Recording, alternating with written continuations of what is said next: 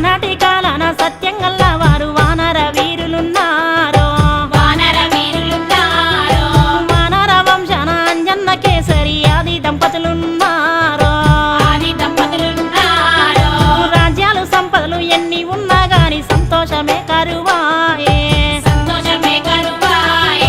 పూజలు యాగాలు ఎన్ని చేసిన గాని సంతానమే గాకపాయే.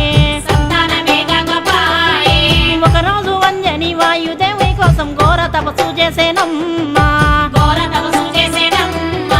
తపస్సుకు మెచ్చి వాయుదేవుడు వచ్చి పుత్రవరమునిచ్చేనమ్మా. బంగారు వర్ణంతో బాలుడు పుట్టిండు. పొడిసేటి పొద్దోలే ముద్దుగా ఉన్నాడు. సుక్కోలే చిన్నోడు సక్కంగా ఉన్నాడు. పువ్వోలే పిల్లోడు నవ్వుతూ ఉన్నాడు. గుడి అడుగులు వెయ్యనే పట్టిండు. ఇంతింత అంజన్న ఎదుగుతున్నాడమ్మా. అంజన్న పెరుగుతుండో గాలి దేవుని కొడుకు ఘనమైనది